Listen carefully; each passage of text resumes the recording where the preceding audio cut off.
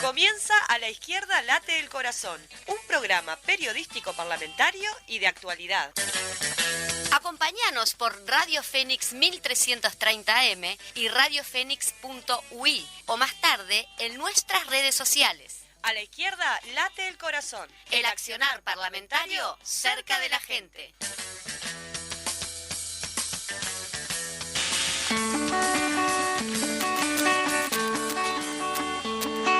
A Tota y Elena canto con emoción contenida, con la tiza y el cuaderno soñaban cambiar la vida. Maestras de vocación en diferentes estambres, sopa de letras sembraron en las infancias con hambre. Elena tuvo en el vientre a su madre sin saberlo. Utópico el embarazo, hay que creer para verlo. Conciencia dio con su ejemplo de maestra y militante. Si no es verdad lo que digo, que venga otro y que lo cante. Tis, tis, canta la tiza de la señorita Elena. Los niños alzan la mano y alejan todas las penas. Toc, toc, dice el bastón, y es la Tota que camina. Alerta con estas madres, son de América Latina. A Elena se la llevaron los buitres entre las garras. La Tota empezó a buscarla, a morir sin encontrarla. En el arte de la... Muy bien, muy buenos días, muy y calurosos días. Estamos aquí en un programa más de A la Izquierda Late el Corazón y vaya si late. ¿Cómo estás, Paola? Acá tenemos a Paola Beltrán, mi compañera. ¿Qué tal? ¿Me escuchan? Yo no me escucho. Estamos entrevistando. Hola, hola. ¿Sí? Ahora sí, ahora sí. Muy buen mediodía para todos y todas.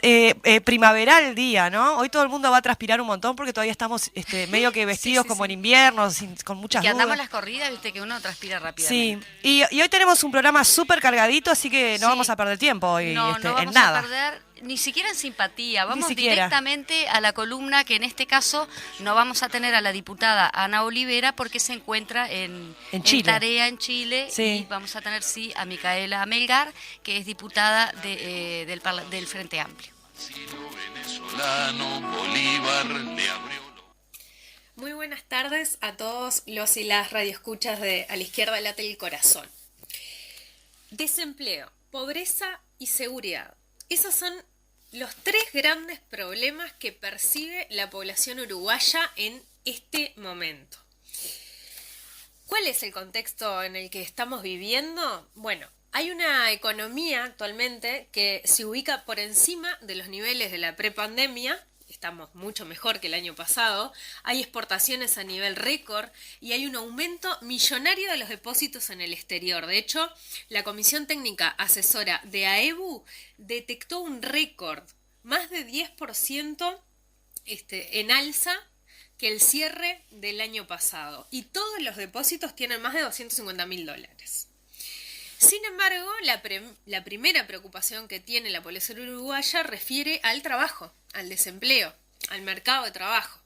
Entonces, entendemos que en el 2020 el PBI caía y los salarios también, ¿no? Pero en el 2021 el PBI creció sustancialmente y sin embargo los salarios y las pasividades continuaron cayendo. Y se crearon nuevos empleos, sí, pero se crearon nuevos empleos con salarios más bajos y con menor carga horaria. Entonces, terminamos teniendo un mejor resultado fiscal, ¿gracias a qué? A que se recortaron 700 millones en salarios y jubilaciones.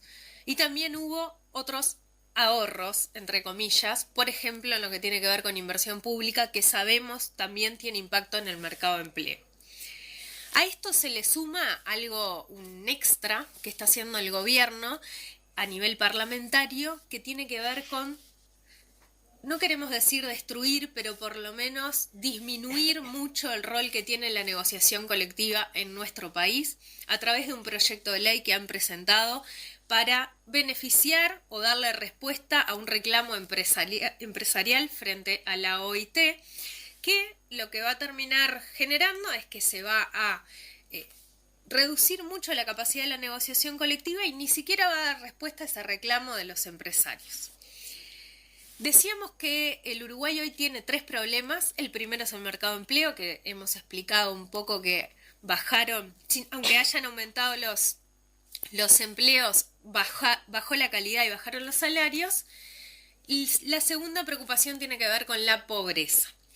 Está creciendo la brecha entre los más ricos y los más pobres en Uruguay. El ingreso de los más ricos es 11 puntos por arriba de los más pobres y en el 2021 creció la riqueza en este país. Entonces, la situación parece ser que quienes tienen más cada vez tienen más y quienes tienen menos están quedando cada vez más atrás porque se les suma el recorte del Estado. Porque el Estado, ¿qué hace? Iguala oportunidades, brinda servicios sin importar el ingreso, la situación salarial que tú tengas. Entonces, si vos le estás recortando 70 millones de dólares a ACE, si se le recorta 140 millones de dólares a la educación y si en vivienda no aparece una vivienda construida, eso va a tener un impacto diferencial en quienes menos tienen. Ellos dijeron que en el compromiso país, el gobierno dijo que iban a defender el poder de compra del salario de los uruguayos y las uruguayas. Y sin embargo, el Cuesta Duarte contabiliza hoy 28 meses de pérdida de capacidad salarial, especialmente en los salarios más sumergidos. Y hay 1.200.000 porciones de ollas que se sirven en las ollas populares en todo el país. Además, subió la nafta, subió el gasoil y subió la luz. Y lo que termina sucediendo es que hacen propaganda por alguna modificación mínima, pasó en pobreza y está pasando ahora con la nafta, que sube, en el caso de la nafta, 10%, bajan la nafta después de haber dicho que no iban a subir, bajan la nafta un porcentaje muchísimo menor y hacen propaganda con que bajó la nafta. A ver, evidentemente la gente no es tonta porque vive día a día en su bolsillo el impacto de esto, especialmente el combustible productivo que termina impactando en cuanto salen las cosas. Por no mencionar el aumento del precio de la leche, la inflación diferencial del precio de los alimentos, etcétera, que todo esto hace que la gente que está pobre o la gente que cada vez le tiene más mes al final de su salario, tiene menos capacidades para básicamente transitar por la vida, ¿no? Pero es una preocupación que le ocupa bastante poco tiempo al gobierno y sin embargo están enfocados en otros detalles. Por ejemplo, bajarle el impuesto al patrimonio de los grandes propietarios rurales, como hicieron en esta rendición de cuentas. Mientras que el Frente Amplio, ¿qué hizo? El Frente Amplio dijo no. Fortalezcamos, por ejemplo, el Fondo de Fomento de la Granja. En lugar de bajar el IRPF, el Gran Capital, pasemos plata para el INISA. Hay un detalle de este país que es bastante doloroso que tiene que ver con las últimas cifras de pobreza infantil. Como sabemos, todo o gran parte del desarrollo de una persona se juega en la primera infancia y la pobreza infantil aumentó durante estos 2 años y medio de gobierno de coalición en comparación con el 2019.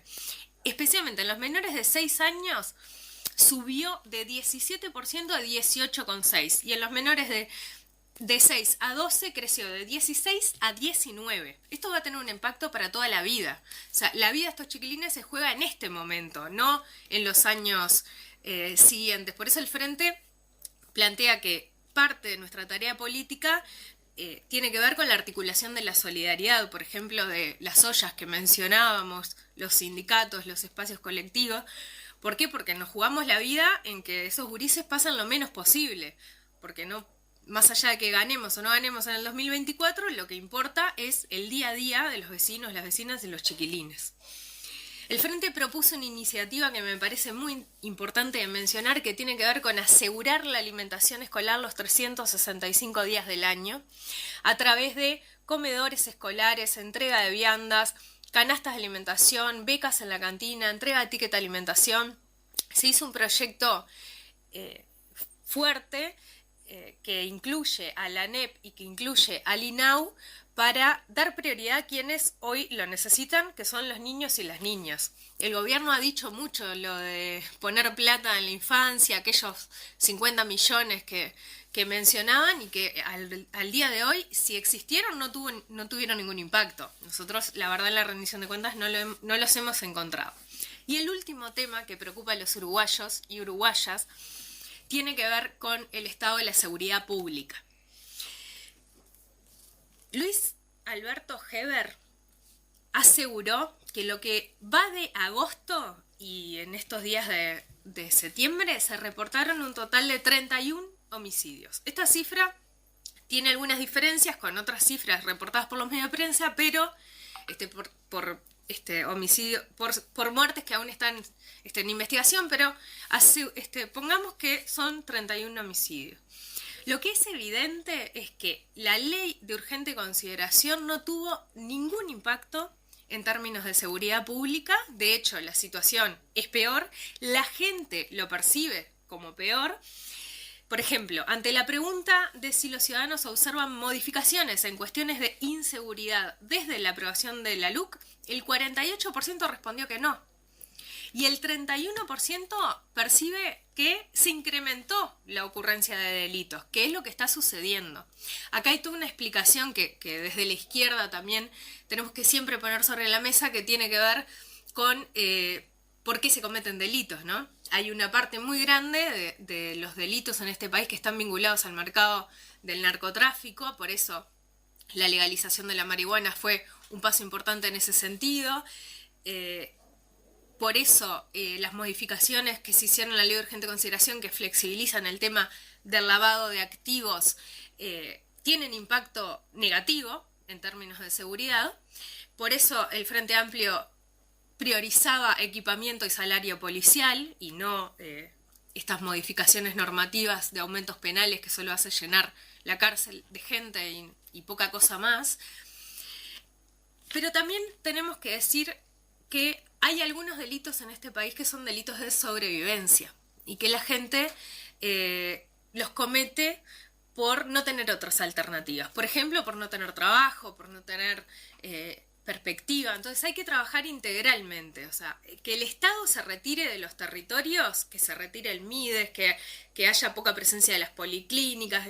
Eso también genera un espacio más inseguro, más violento, y donde también el mercado, el narcotráfico puede avanzar, porque si no hay nadie que lo frene y ofrece oportunidades, suena horrible, pero es así, nos vamos convirtiendo en un país que no queremos ser. Y nos vamos convirtiendo en un país que parecido a otros que conocemos y que sabemos que las consecuencias han sido muy negativas para las grandes mayorías. Nosotros no queremos tener barrios que los maneje algún narcotraficante o barrios que la policía no pueda entrar. Para eso se necesita mucho trabajo de convivencia, se necesita programas integrales, se necesita tener un gobierno que asuma lo que está sucediendo y que no justifique sus acciones con respuestas que son muy difíciles de creer, que se le haya entregado un pasaporte a un narcotraficante en la mano, que estaba preso. A ver, es casi... Yo creo que nadie se creyó que eso fue un error administrativo. A mí me parece que si se continúa por esta línea de negar lo que sucede y de intentar dar respuestas solo políticas y no efectivas, política pública, política estratégica, vamos a seguir por el mal camino. El Frente ahora está discutiendo la segunda parte de la rendición de cuentas, la está discutiendo en el Senado, y allí estamos haciendo fuerza para que el presupuesto educativo aumente y cubra las necesidades de la educación. para que la UTU, para que la NEP, para que la UDELAR, para que la ciencia y la tecnología cuenten con el presupuesto necesario y también para que se den respuestas a las grandes necesidades de la población uruguaya, que son estas que hemos estado charlando y que hoy no tienen respuesta.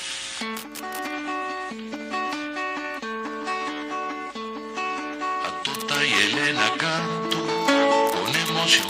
Muy bien, por allí teníamos la columna, en este caso tuvimos otra, Micaela Melgar, la diputada Micaela Melgar, que estuvo allí muy acertada también, un salpicón de cosas para ponernos al tanto de todo.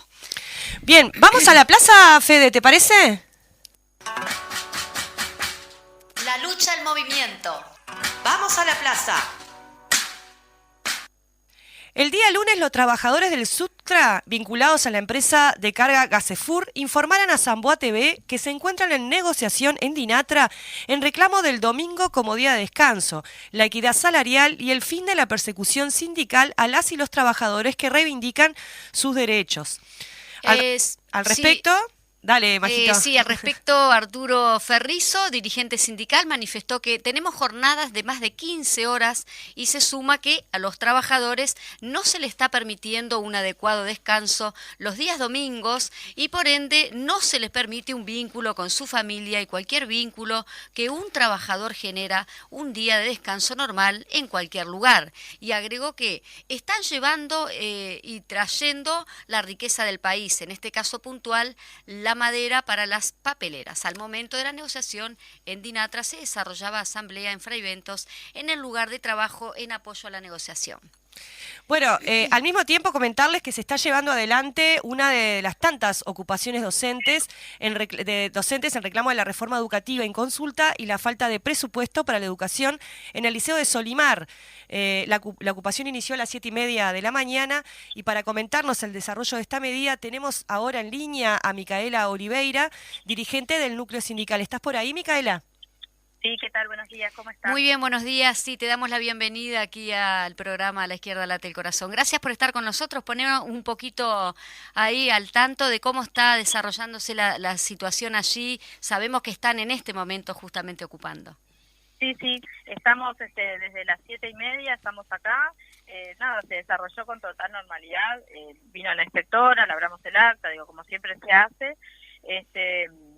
Tuvimos un apoyo bastante importante por parte de los compañeros, estamos de paro, nuestra filial está compuesta por dos núcleos, Solimar 1 y Solimar 2, los dos núcleos paramos y estamos ocupando ambos este liceo. Además tuvimos apoyo de compañeros de otros liceos de la zona, en un momento llegamos a ser unos 50 más o menos, andan en la vuelta algún vecino que vino a saludar y que se acercó porque hicimos algunas charlas también, algunos conversatorios y también se acercaron a saludar y a participar de los mismos, que estuvieron bastante interesantes. Micaela, específicamente, ¿qué es lo que están reclamando allí en el Liceo de Solimar? Bueno, básicamente, en realidad, hay dos cosas que están pasando. Primero, el tema de la reforma, sí.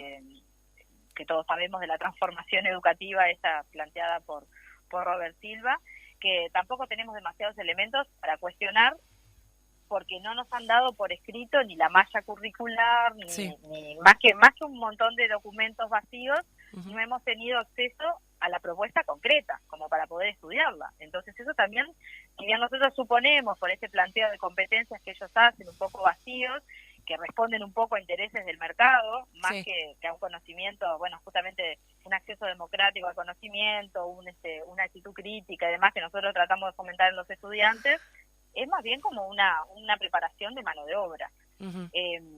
Nos cuesta mucho que claro, nosotros estamos como por fuera de esa realidad. Nosotros no fuimos consultados, las ATD, que es el espacio colectivo destinado a consulta de los gremios. Cuando digo los gremios, digo a los docentes sindicalizados y no sindicalizados. Es decir, todo el colectivo docente rechazó la reforma educativa. Bien. No tuvimos una participación real, sí tuvimos una especie de encuesta o consulta que en realidad no decía nada. Es como si yo te pregunto, ¿te gusta el dulce de leche? Que en realidad no te estoy preguntando nada que me interese tu opinión. Bien. No tuvimos espacios de intercambio reales con las autoridades y nosotros reivindicamos espacios como el de la TD para poder hacer las consultas pertinentes que no se tuvieron en cuenta y que fueron rechazados por las tres, o sea, por los tres subsistemas, es decir, todas rechazaron la propuesta. Y Bien. por otro lado Sí. tenemos el tema presupuestal, es decir, Ujú. los recortes presupuestales que afectan las condiciones de estudio de los alumnos, pero también nuestras condiciones de trabajo. Toda la disminución que tuvimos en cuanto a, primero empezaron con las coordinaciones, que bajaron las horas de coordinación, eso obviamente que generó un perjuicio en la cantidad de horas docentes que podían tomar, obviamente, porque hay gente que, completaba su unidad horaria con horas de coordinación, que tuvo que tomar horas de clase, y eso, viste que va para abajo, es decir, el docente toma su unidad horaria completa, eso implica que el que viene abajo ya tiene 2 horas menos, 4 Claro. horas menos, y así sucesivamente. Bien. Después tenemos un recorte en todo lo que tiene que ver con el llamado de horas. Sí. Ustedes saben que no se cubrió con celeridad las vacantes. Estuvieron un montón de meses estudiantes sin profesor, porque no estaban cubiertas las vacantes, y no se hacían llamados, es decir, docentes sin trabajo y estudiantes Sí, profesores. sin tener clases. Exactamente. Eso generó obviamente un ahorro brutal para la Dirección General de Educación Secundaria, que está haciendo muy bien los deberes y está ajustando lo más que puede, pero en realidad los alumnos, o sea, los estudiantes están sin tener clases. Bien. Sacaron la- Micaela, perdona que te interrumpa. Nosotros No. vamos a tener en la segunda parte específicamente a una compañera también del núcleo sindical hablando sobre estos temas. Tenemos que ir redondeando. ¿Hasta Sí. cuándo piensan seguir ahí en el liceo? ¿Cuál es la idea? Y ya vamos como redondeando un poquito. Bien, mira, nosotros en realidad vamos a estar, si no nos desalojan antes, Sí. 3:30 tenemos una nueva asamblea Bien. para rever la medida. Nosotros tuvimos una asamblea que mantenemos la medida, y 3:30 vamos a volver a tener otra para poder hablar al respecto. Bueno, Muy les bien. mandamos un abrazo grande, la solidaridad ahí y un aguante, ¿no? A la lucha que están dando ahí los docentes y los estudiantes también. Esperemos Bueno, sean muchas gracias. escuchados. Muchas gracias. Gracias a ustedes. Chao, chao. Chau, chau. Muy bien, seguimos entonces con Vamos a la Plaza. Este miércoles a las 18 horas se están movilizando los y las cooperativistas del Plan de Vivienda Sindical. Concentrarán en el Ministerio de Economía en Colonia y Paraguay, y desde allí se movilizan hasta la Torre Ejecutiva con la consigna contra el modelo de desigualdad. Exigen presupuesto para la vivienda cooperativa. Denuncian que el 0% de presupuesto afecta a tal punto que estamos exigiendo que se vuelvan a los sorteos de 2.000 viviendas anuales, y que los pagos de las cooperativas que ya están en obra sean periódicos y constantes, que no se generen retrasos. Este miércoles a las 18:30 horas en la Huella de Sereñi se llevará adelante la presentación del libro Cómo sobrevive la militancia del Frente Amplio.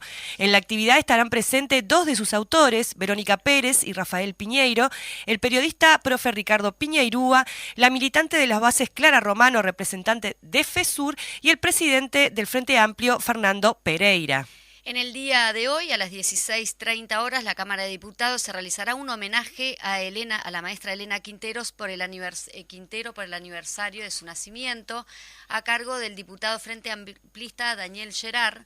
El 9 de septiembre es el aniversario del nacimiento de Elena Quinteros, al tiempo que se desarrolla el juicio en Italia por su secuestro y desaparición. Organizaciones sociales, culturales y políticas realizarán varios homenajes durante este mes.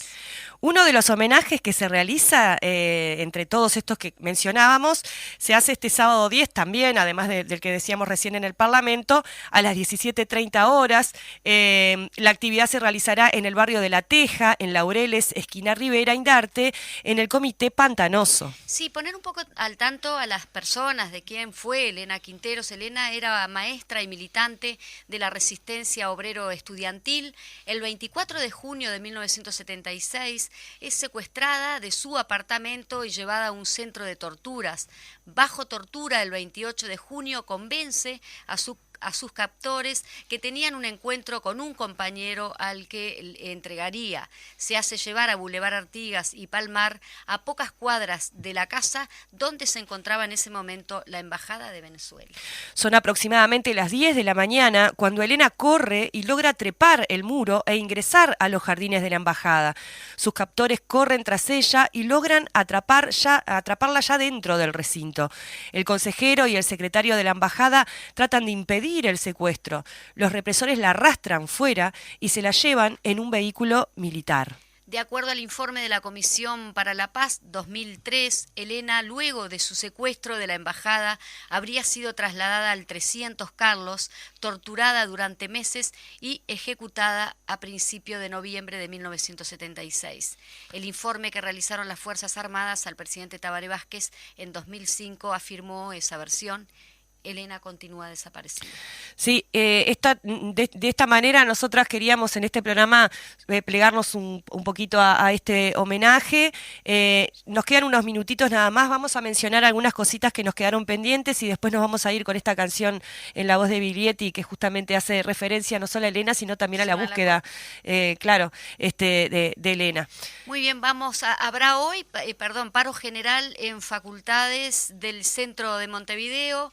La FEU adhiere al paro el miércoles 7 de septiembre desde las 16 horas. ¿Es verdad? ¿Es el del día de hoy? Sí, es en el día de hoy, es sí. Un paro activo en facultades del centro de Montevideo.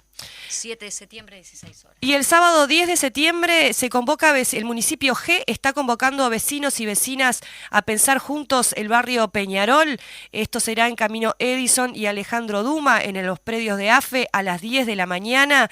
Y además, como siempre, va a estar la coordinadora P en la feria, pero además va a estar acompañado por el Zonal del PIT-CNT realizando propaganda de cara al paro general de 24 horas, paro nacional general de 24 horas, que se realiza el 15 de septiembre. Exactamente. Yo sí continúo una cortita. Dale. Hay una presentación también de un libro, la tercera edición, el libro se llama Frigorífico. Esto será el miércoles 7 de septiembre, en el día de hoy también, a las 18 horas en el local de Crisol.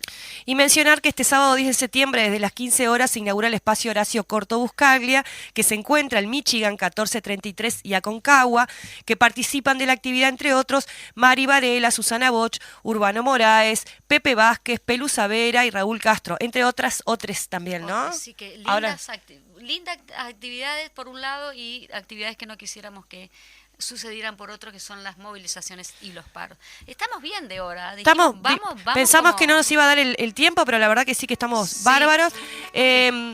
Bueno, nos vamos con el temita de Biglietti, sumándonos al homenaje a la compañera Elena Quinteros, presente hoy y siempre, igual que todos nuestras compañeros y compañeras desaparecidas. Vamos con el tema y luego volvemos con la entrevista central. Exactamente. Con emoción contenida, con la tiza y el cuaderno, soñaban cambiar la vida. Maestras de vocación, en diferentes estambres, sopa de letras sembraron en las infancias con hambre. Elena tuvo en el vientre a su madre sin saberlo. Utópico el embarazo, hay que creer para verlo. Conciencia dio con su ejemplo de maestra y militante. Si no es verdad lo que digo, que venga otro y que lo cante. Tis, tis, canta la tiza de la señorita Elena. Los niños alzan la mano y alejan todas las penas. Toc, toc, dice el bastón, y es la tota que camina. Alerta con estas madres, son de América Latina. A Elena se la llevaron los buitres entre las garras. La tota empezó a buscarla, a morir sin encontrarla. En el arte de la fuga, Elena arriesgó sus pasos. Asilo venezolano, Bolívar le abrió los brazos. Los verdugos invadieron espacio de un pueblo hermano. De nuevo la secuestraron, callando murió en sus manos. Tis, tis, canta la tiza de la señorita Elena. Los niños alzan la mano y alejan todas las penas. Toc, toc, dice el bastón, y es la tota que camina. Alerta con estas madres, son de América Latina. Se sabe que nada dijo, en medio de los martirios, soñaba cambiar la vida, empezando por los niños. Hoy nace una escuela nueva, los niños le dan su nombre y la recuerdan felices, que nadie de esto se asombre, porque las Quintero fueron luminosas en su historia, compañeras entrañables, fundadoras de memoria. Tis, tis, canta la tiza de la señorita Elena, los niños alzan la mano y alejan toda la pena. Toc, toc, dice el bastón, y es la tota que camina, alerta con estas madres, son de América Latina. A Tota y Elena canto, con emoción contenida, con tiza y bastón gritando, ¡viva América Latina!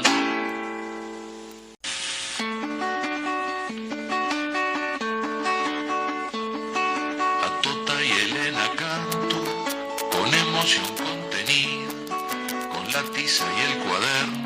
Muy bien, vamos de lleno entonces a la entrevista central que hoy tenemos como invitada, a la izquierda late el corazón, a Fernanda Alanís, que ella es directiva del Sindicato Docente de Formación en Educación y hoy nos compete la temática reforma educativa. Bienvenida, Fernanda. Bueno, muchas gracias y saludos a toda la audiencia. Muchas gracias por la invitación. A vos por darnos este tiempito. Fernanda, te habla Paola acá.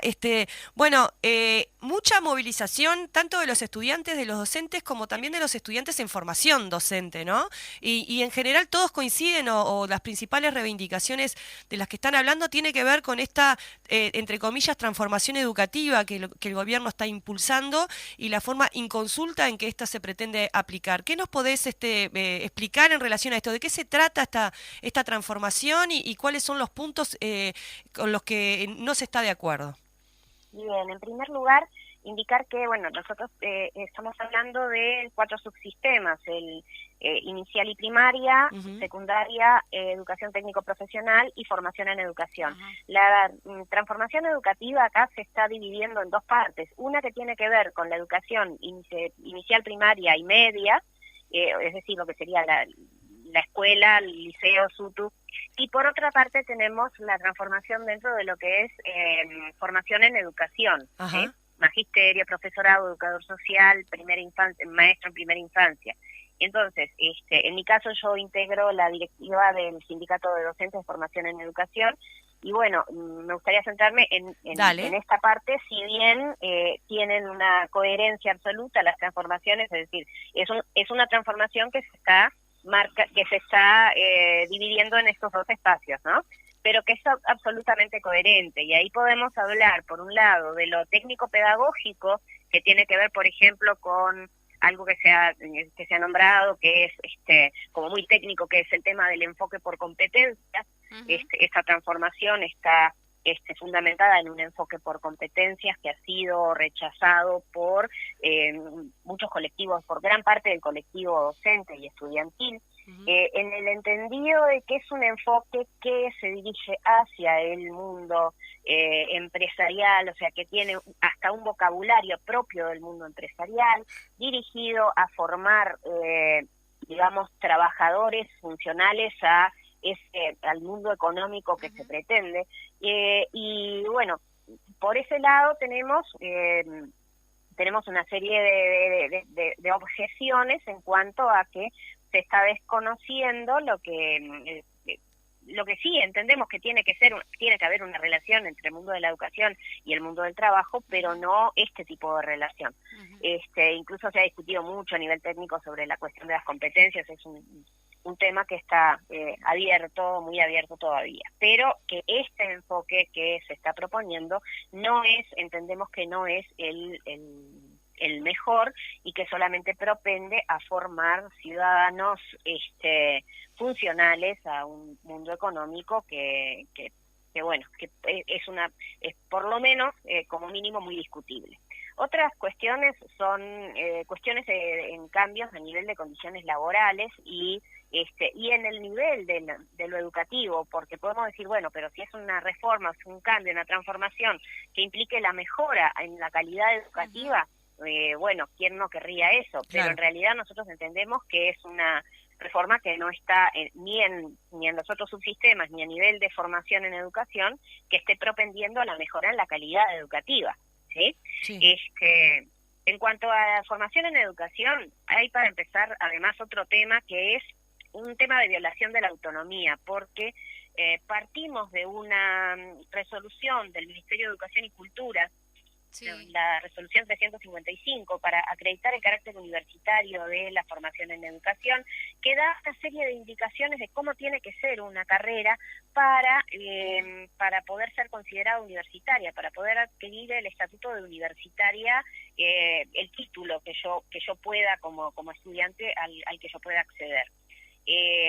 No está transformando en esta resolución, con esta resolución no se intenta que la enseñanza, que la formación en educación sea universitaria. Esto tiene que quedar claro. No es no es ir hacia la universitarización de la formación en educación, sino que es retroceder varios pasos en ese proceso. Ajá. No se pretende volver universitaria la formación en educación, sino solamente agregarle la palabra universitario al título que yo pueda obtener como maestra, como profesora, como educadora social.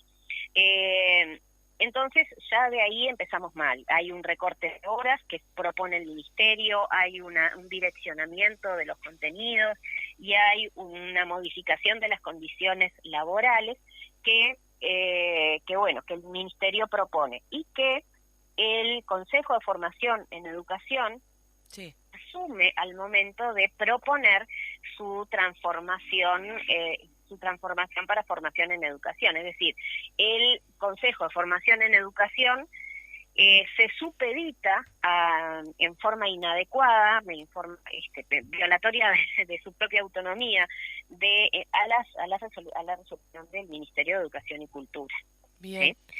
Bueno, aquí es donde llegamos al documento de propuesta para el diseño curricular de la formación de grado de los educadores, que es lo que nos propone el Consejo de Formación en Educación y que es el famoso documento en donde está el plagio que hemos denunciado sistemáticamente. Bien.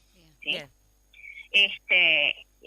En este documento, bueno, ya esto solo ya tendría que tirarlo abajo. El hecho de que hay varias partes que están plagiadas de de un programa argentino, ¿sí? Y que están tomadas tal cual, están tomadas sin referenciar, no aparece en la bibliografía, es decir, hay de repente alguna modificación en alguna palabra que denota también como una cierta intencionalidad, pero bueno, lo que el Consejo de Formación en Educación ha insistido es que esto se trata de un documento en construcción y que por eso no es correcto llamarle plagio. Sí. Y bueno, y tampoco estoy dispuesto a asumir entonces la responsabilidad que tiene que ver con la honestidad académica que debería estar asumiendo. ¿Sí? Fernanda, consulta. Sí. El sistema educativo, los docentes, los estudiantes y demás, ¿entienden? Para entender un poco cómo es la dinámica, ¿no? Porque siempre se ha cuestionado que no se pueden hacer cambios en la educación, ese es el discurso que se ha construido, porque los docentes, porque los estudiantes, como que hay una resistencia corporativa. Ahora bien, la consulta que te hago es, ¿sí se visualiza que tiene que haber algún tipo de transformación educativa? No estoy hablando de esta, pero los docentes, los estudiantes que se forman en docencia, ¿entienden que tiene que haber una mejora en la educación, una profundización de la educación en este sentido que vos estabas planteando? Pero no esta reforma, ¿no? Exactamente, o sea, no esta reforma. Ajá. Eso es lo primero que decimos. ¿Sí? Nuestro rechazo categórico a esta reforma que se quiere imponer. Ahí ¿Sí? va. Pero no solamente por inconsulta que lo es, sino por cuestiones de contenido, ¿sí? Ajá. Pero no estamos en desacuerdo, y esto lo ha dejado muy, muy claro el movimiento estudiantil también, no estamos en desacuerdo en que son necesarios cambios en la educación. Para empezar, porque la educación es una cosa viva que está en continua relación con la sociedad, y en esa relación dinámica, dialéctica con la sociedad que va cambiando, necesariamente la educación tiene que también cambiar, ¿sí? Lo que no significa que cambie para adaptarse a las exigencias de un mercado, a las exigencias de un sistema económico meramente, ¿sí? Y en ese sentido, a ver, tenemos una tradición pedagógica muy importante en nuestro país: Julio Castro, Reina Reyes, Gesualdo Sosa, Enriqueta Compirriquet, que siempre han estado, Pedro Figari, que han establecido las relaciones entre el mundo del trabajo y la educación, y que han hecho propuestas. O sea, los colectivos docentes desde hace décadas y décadas venimos haciendo propuestas, elaborando propuestas, participando en la elaboración de planes y programas, mostrando cambios que son necesarios, haciendo aportes. Es decir, es absolutamente falsa la afirmación de que los colectivos docentes y también los colectivos estudiantiles no hacemos aportes no hacemos propuestas de cambios, de modificaciones, de políticas educativas. La cuestión está en este caso en particular, que se hace una propuesta, ya viene una propuesta hecha con algunos lugarcitos en donde tú puedes agregar algo, ¿sí? De hecho, yo estoy en el día de hoy, estoy trabajando porque trabajo como profesora en un instituto de formación docente. Entonces hoy he estado participando y seguiré participando en una de las jornadas de reflexión que propone el Consejo de Formación en Educación. Lo que nos propuso a los colectivos docentes y estudiantiles fueron 3 jornadas de reflexión para trabajar en las mallas curriculares, es decir, en cómo se van, cuáles son las materias, cuántas horas tienen, qué contenido deberían tener. O sea, eso nos proponen 3 días para hacer esas propuestas. Y es como cuando yo estudiaba inglés había un ejercicio que se llamaba filling the blanks, llenar los espacios en blanco, pero no podías poner otra palabra que no fuera la correspondiente a la correcta. Había una correcta y esa era la que tenías que poner. Bueno, esto es más o menos lo mismo. Nos dan un documento que es el que yo digo que también que contiene plagios, que tiene contradicciones conceptuales, que hace afirmaciones, que realiza una serie de afirmaciones que no tienen fundamento en evidencia empírica ni en un buen razonamiento lógico previo, y a partir de ese documento nos dicen, bueno, ustedes contesten estas preguntas y llenen estas fichas. Entonces nos dan unas fichas para que llenemos. Eso no es real participación, ¿sí? Eso no es una construcción en conjunto. Y las reformas educativas, para poder, digamos una palabra que no me gusta mucho, pero para poder ser exitosas, las reformas educativas necesariamente tienen que tener la participación real de los actores que van a estar directamente implicados en su implementación, ¿sí? Es decir, una reforma que no tome en cuenta verdaderamente lo que tienen para aportar, la riqueza que está en el conocimiento de los colectivos docentes, de los colectivos estudiantiles y de otros colectivos, está destinada al fracaso, ¿sí? Algunas cuestiones prácticas, además de esto. Estamos a un mes de la elección de horas de formación en educación, es decir, los docentes, los y las docentes todos los años, cada año, vamos eligiendo nuestras horas.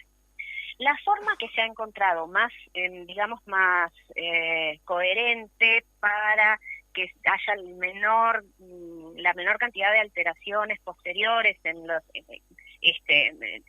entre los distintos subsistemas, es que primero la elección se haga en formación en educación, ¿sí? Porque digamos que si yo tengo para elegir entre horas de secundaria, de formación en educación, probablemente elija las horas de formación en educación. Son como, digamos, horas más codiciadas por el colectivo docente.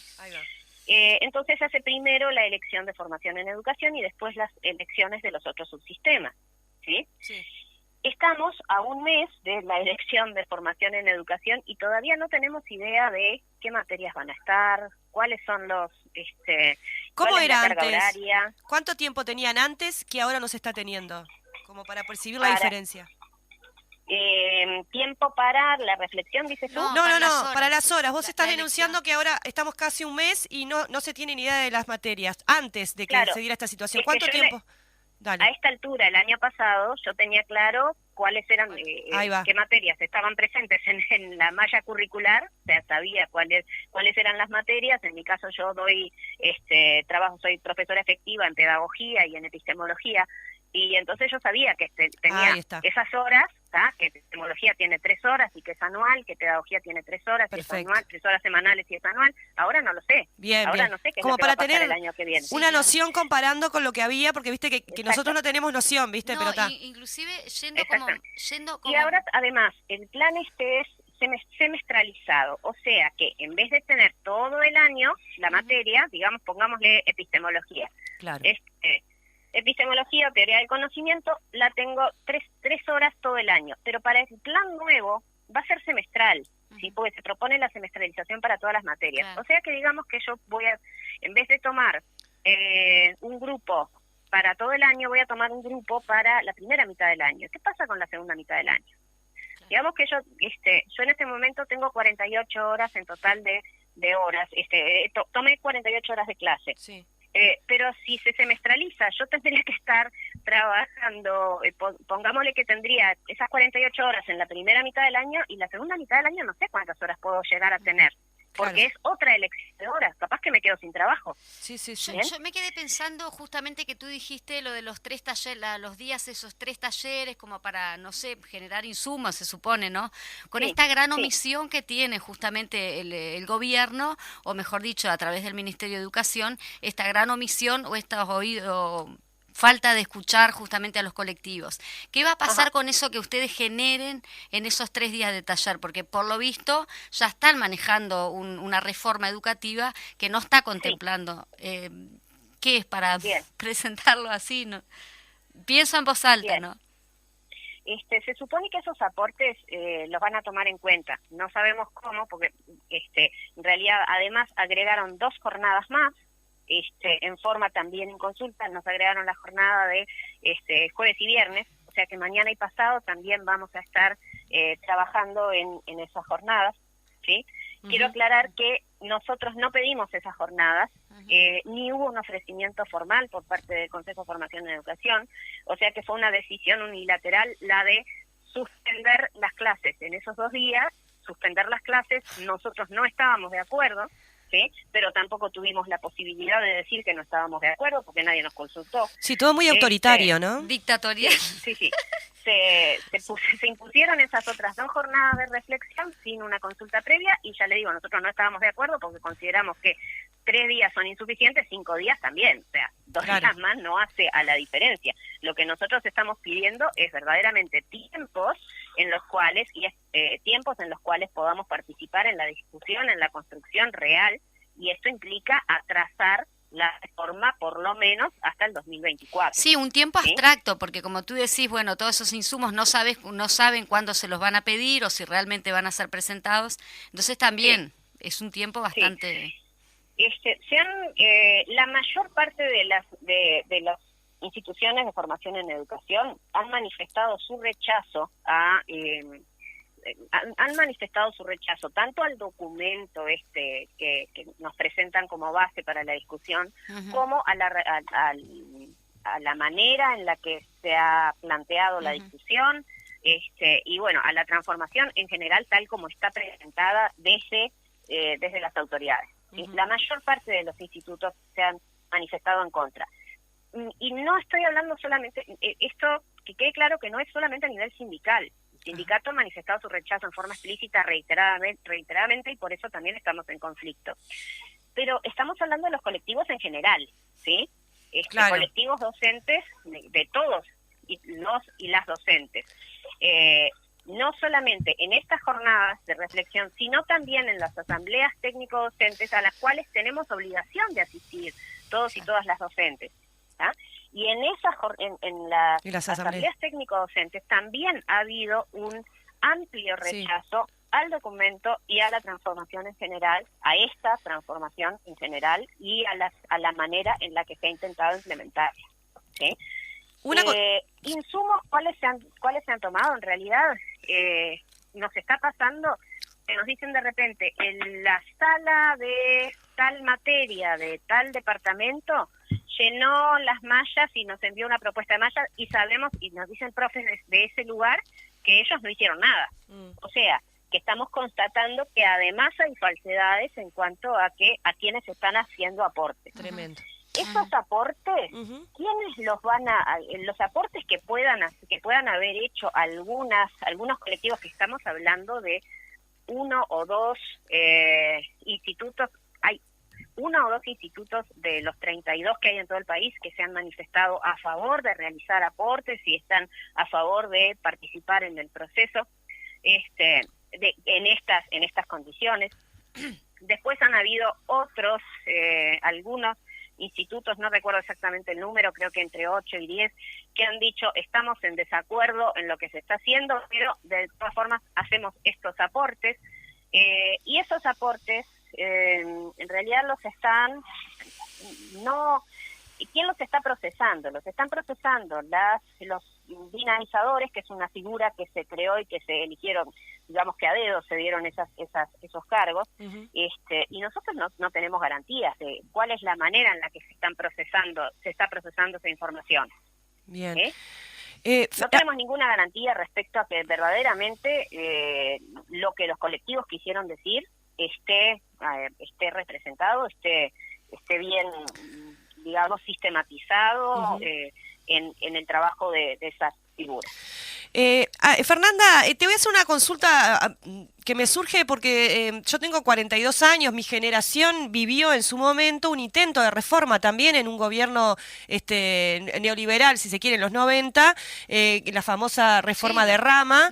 Te quería consultar en ese sentido, que si hay similitudes, si no, si va como en el mismo sentido. En aquel momento se avanzó un poco en esa reforma, después quedó por el camino.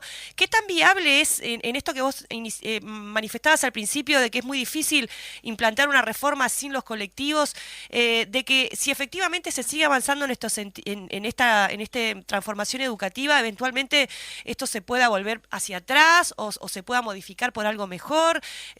¿Cómo es ahí la cosa? Esas reformas que es en la época Rama, sí, es un excelente ejemplo de cómo las reformas que no tienen el respaldo van a caer estrepitosamente. ¿Sí? La reforma Rama, lo que cayó estrepitosamente, y bueno, no tuvo participación real de los colectivos. Claro. En aquel momento hubo además un rechazo explícito, muy fuerte hacia los planteos que habían, y eran planteos en algunos casos muy similares a lo que se está desarrollando ahora. ¿Sí? También tienen un corte también enfocado hacia lo neoliberal, y bueno, podríamos decir, no solamente en la forma de la implementación, sino también en los contenidos. Sí. Hay ahora hay algunos ingredientes que hacen parecer como más simpáticas las propuestas que se hacen. Claro. Eso es lo que hacen ahora. El mismo perro con diferentes 2.0. Sí. Por ejemplo, la inclusión de las habilidades socioemocionales, que es algo que suena muy lindo. Sí. Como la inclusión de lenguajes diversos como trayecto dentro de los trayectos a trabajar en la formación en educación. Entonces eso como que en primera instancia lo lees y decís, qué lindo esto, qué simpático, pero en realidad tienen algunas consecuencias. Nosotros consideramos que son muy negativas, porque primero se está poniendo el énfasis en, es como una forma, bueno, como dice el filósofo Byung-Chul Han, que es como manejar, que cada uno aprenda a disciplinarse desde lo emocional, ¿no? Qué bien. Sí, las agendas, las nuevas agendas de derechos, de diversidades puestas al servicio de una lógica neoliberal que termina transformando algo que debería ser positivo en lo que tiene que ver con las emociones o con los lenguajes y demás, y en realidad es una fachada para otras cuestiones. Fernanda, para ir terminando, perdona que te corte porque ya nos está quedando poquito programa, consultarte, bueno, ¿cómo se sigue para adelante? ¿Qué están pensando ustedes desde el sindicato? ¿Cómo sigue este proceso? Comentanos un poquito eso. Bien, nosotros hemos estado, como sindicato, hemos estado en todo momento abiertos al diálogo. Esto es algo que tiene que quedar bien claro, que hemos estado abiertos al diálogo y lo que nos queda claro es que desde el otro lugar no hay ninguna intención de dialogar, no hay ámbitos de negociación, no se han establecido ámbitos de negociación reales. ¿Qué es lo que nos ha pasado en las negociaciones bipartitas? Vamos a la bipartita y nos dicen, bueno, sí, muy bien, ustedes quieren que tratemos la semestralización. Está bien, lo tenemos que tratar, lo vamos a tratar, nos vamos a reunir y lo vamos a tratar. Vamos a la siguiente reunión y dicen, ustedes lo que querían era que tratáramos la semestralización. Sí, en la próxima reunión lo vamos a tratar.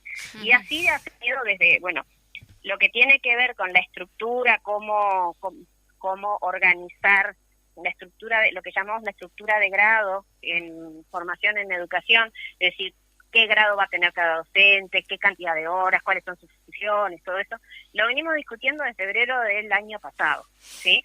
En realidad lo venimos discutiendo desde antes, pero básicamente con nuevas condiciones desde febrero del año pasado y siempre recibimos la misma respuesta. Por lo tanto, nosotros vamos a seguir el conflicto.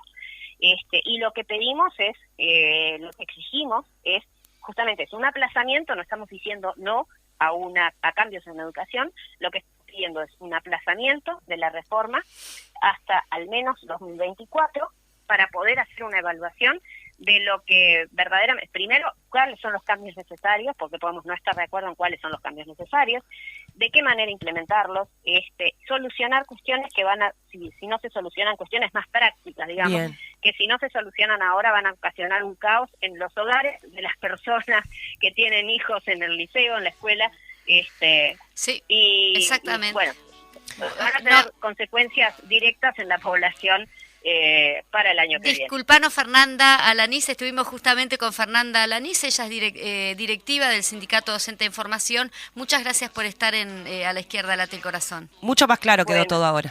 Muchas gracias. Reitero mi agradecimiento por el espacio. Bueno, A las órdenes.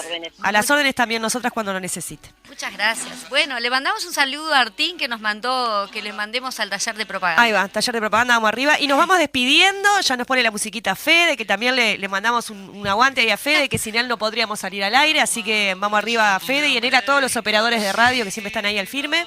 ¿Y nos vamos despidiendo? Bueno, muy bien, nos encontramos el miércoles que viene. Chau, chau. Salud. Martirios, soñaba cambiar la vida, empezando por los niños. Hoy nace una escuela nueva, los niños le dan su nombre y la recuerdan felices, que nadie de esto se asombre, porque las Quintero fueron luminosas en su historia, compañeras entrañables, fundadoras